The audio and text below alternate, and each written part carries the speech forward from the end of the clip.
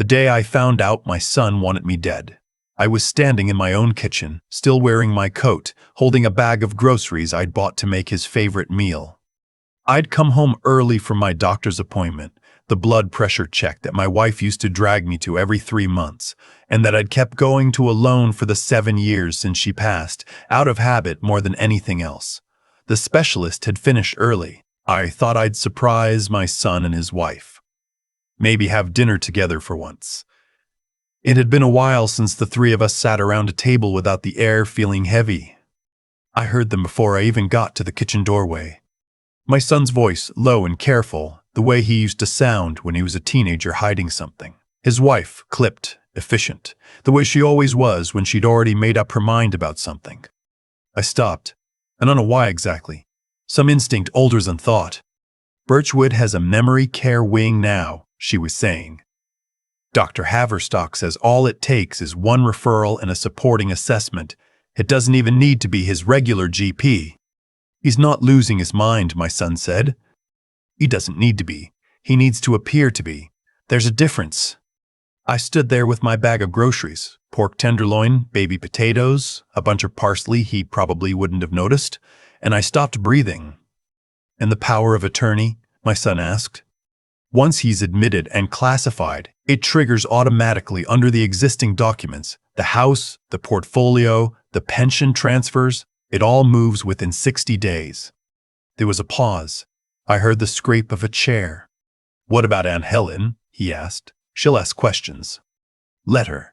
By the time she gets any answers, it'd be done. These things move fast once the paperwork is filed. I stepped back from the doorway.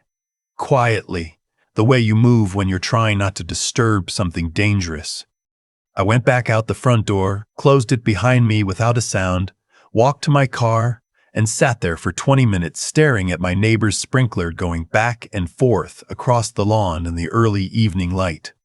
My son, my only child, 34 years old. I used to drive him to hockey practice at 5 in the morning. I used to sit in the cold of the Barrie Arena and watch him skate with his little helmet too big for his head, and I'd feel something so purely good that it was almost hard to bear. I drove to a Tim Hortons on the edge of town and ordered a coffee I didn't drink and tried to think clearly. The first thing I understood was that I couldn't confront them. Not yet. Whatever I'd overheard wasn't evidence of anything, not in a way that would hold up to anything official, not in a way that would stop what they were planning. I knew enough about power of attorney law in Ontario to understand that my daughter-in-law was right. If a doctor filed a cognitive assessment, even a questionable one, I could be fighting it for months. And they knew my finances better than I'd ever realized. My son had helped me set up online banking 2 years ago. He'd helped me move my RRSP into a managed account. He knew exactly what I was worth, and exactly how to get to it. The second thing I understood was that I needed someone I could trust absolutely, and that person couldn't be anyone my son knew. I called my brother-in-law the next morning from a payphone. There's still one outside the old post office on Dunlop Street, which I'd always found absurd, and which now felt like Providence. My brother-in-law had been a paralegal for 30 years before he retired.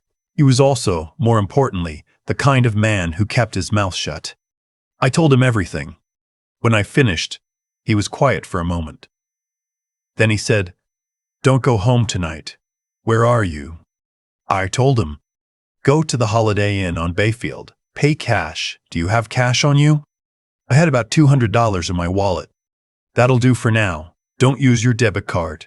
Don't call your son. Don't call anyone else." I asked him what we were going to do. He said, "First, we're going to make sure they can't touch a cent of anything. Then we're going to let them dig their own hole." His daughter, my niece, who I'd watched grow up and who was now a lawyer in Guelph, had a colleague who specialized in estate law. Within 48 hours, I was sitting across from a woman named Andrea in a quiet office on Wyndham Street, going over every document I had ever signed, every account my son had access to, every clause in my existing power of attorney. What Andrea found was not reassuring.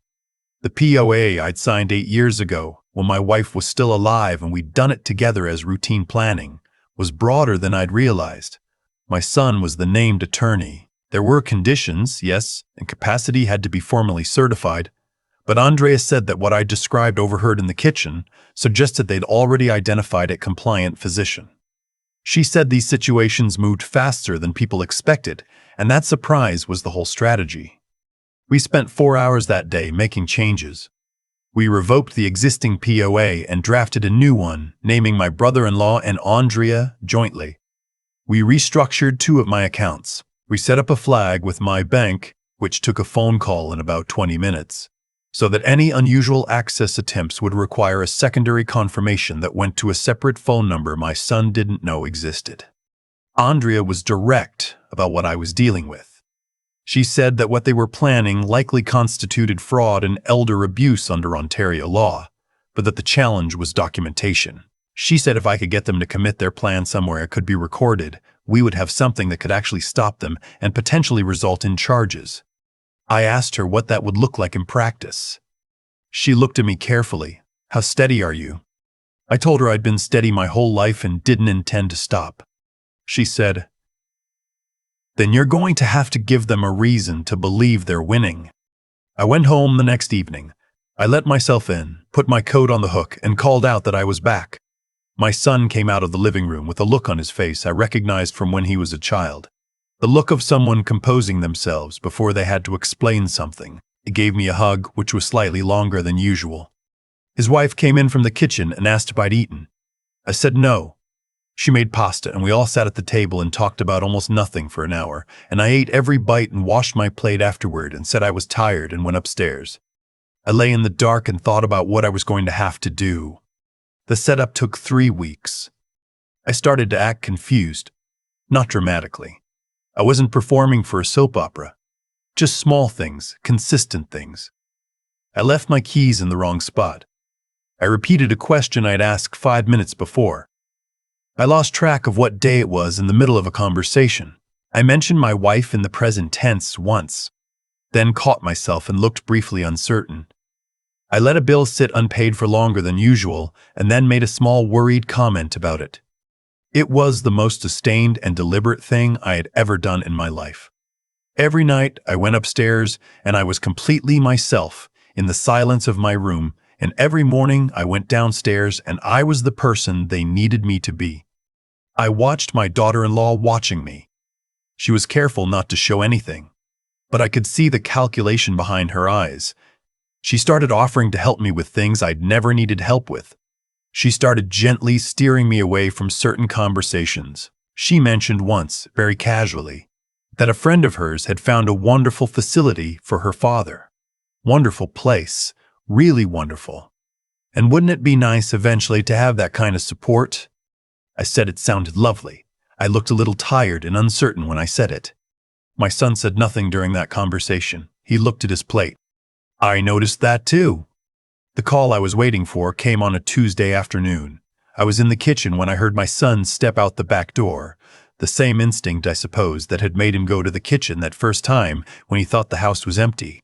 Except that this time I was already standing at the window beside the door, and it was cracked open about 2 inches, and I had a small digital recorder in my shirt pocket that I'd bought at a Staples in the next town over, paying cash.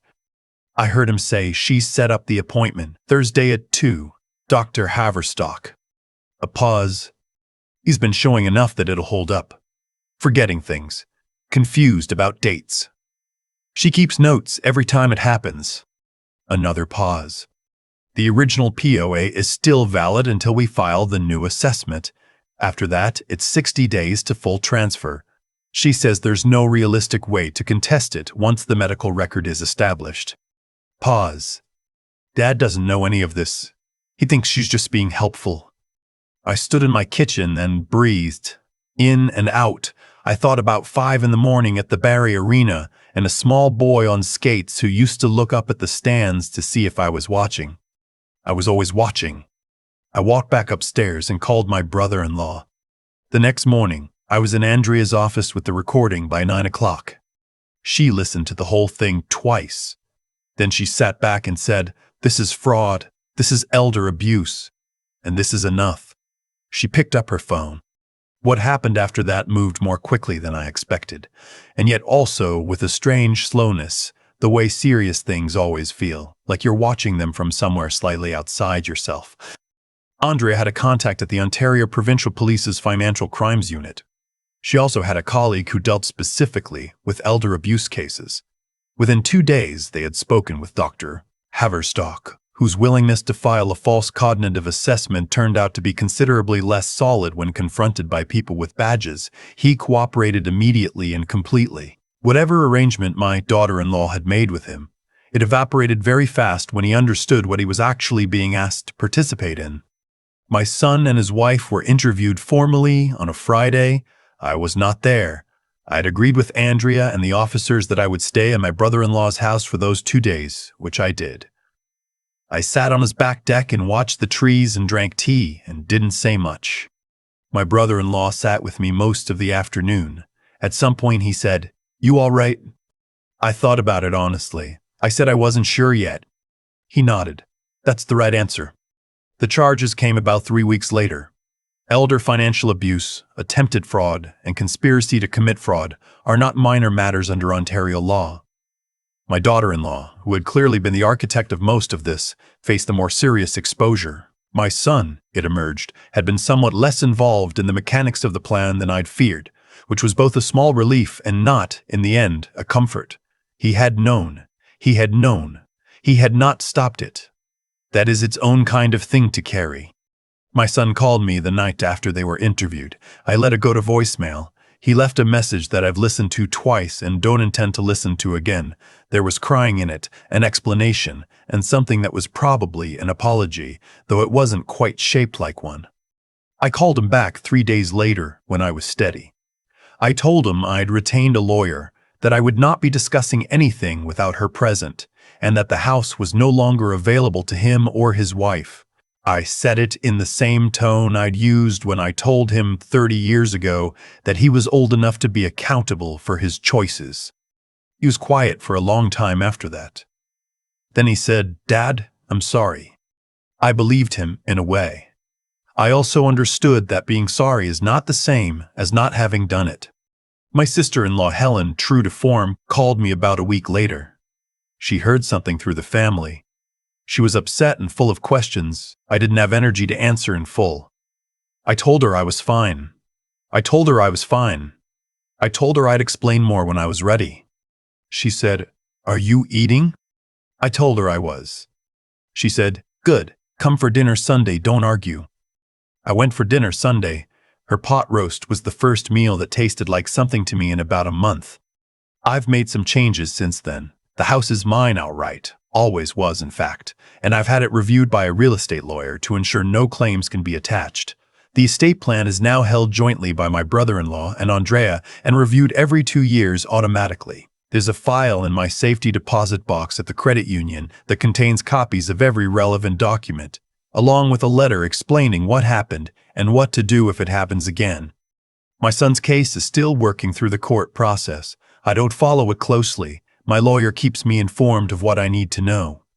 What I think about, more than I expected to, is not the betrayal itself, but what preceded it. All the years when I'd taken my son's presence in my life as something solid, something I'd built carefully the way you build anything good, through time and consistency and showing up in the cold when it would have been easier to stay home. I don't regret any of that. I wouldn't take it back. But I've learned something about what it means to be steady. I used to think being steady meant not breaking. I know now that it means something more active than that. It means knowing when the ground has shifted and moving your feet before you fall. I started going to the arena again on Saturday mornings. There's a recreational league, men my age mostly, a few a bit younger, all of us a little slower than we used to be. I'm not playing, not yet. I sit in the stands and watch. The cold is the same. The sound of skates on ice is the same. Someday I might lace up again. I'm not sure yet, but I keep going back, which I suppose means I haven't decided against it. That seems like the right place to be for now. Not broken, not finished, just watching the ice and keeping my options open. I keep coming back to a small detail that shouldn't matter, but does, the bag of groceries. Pork tenderloin. Baby potatoes. Parsley he wouldn't have noticed. I'd bought them because I wanted one ordinary evening with my son. And I was standing there holding that bag when I understood that the life I thought I was living was not entirely real. There's a version of this story where I confronted them at the kitchen doorway, where I dropped the groceries and said whatever came first, and watched everything collapse loudly and immediately. I understand why that version is tempting. It has a certain clean satisfaction to it. But I've been around long enough to know that the first thing that comes out of your mouth in a moment of shock is rarely the right thing. And that giving away what you know before you're ready is how you lose. What I did instead? Walking back out that door, sitting in my car, going to Tim Hortons and staring at a coffee I didn't drink, that wasn't weakness. That was the hardest kind of discipline there is. The kind that asks you to feel the full weight of something and still not react until you've thought it through. I think about my brother-in-law a lot. 30 years as a paralegal. And the first thing he said when I finished telling him was not, "I can't believe it," or "Are you sure?" He said, "Don't go home tonight." He moved straight to what needed to happen. That kind of clear-headedness. The ability to set aside the emotional noise and see the actual situation. That's something you build over a lifetime of paying attention. He'd been paying attention for decades. It showed. And Andrea. I'd never met her before I walked into her office. She looked at me across that desk, asked if I was steady, and I told her I'd been steady my whole life. What I didn't say was that I wasn't entirely sure it was true anymore, but I said it, and then I made it true, because sometimes that's how steadiness works. You commit to it before you feel it, and the feeling catches up. What my son and his wife did was wrong, not just legally, not just strategically wrong in the sense of having miscalculated, morally wrong, in the plainest sense of that word. They looked at a person who had given them everything he had and saw a problem to be managed. They forgot, or chose to forget, that how we treat people who trust us completely is one of the clearest measures of who we actually are. The consequences they're facing now are not separate from those choices. They grew directly out of them, the way most consequences do, quietly and inevitably. I don't think I'm owed some perfect ending to this. My son is not suddenly someone else. The years we had are not canceled, but they're also not what I thought they were, and I'm still working out what to do with that. Some losses don't resolve. They just become part of what you carry, and you learn to carry them without letting them decide everything about how you move forward. What I know is this: I'm still here. The house is mine. The accounts are protected. Helen's pot roast was excellent, and on Saturday mornings, the sound of skates on ice is exactly the same as it was 30 years ago, and I sit in the stands and watch, and I am not broken. That seems like enough for now.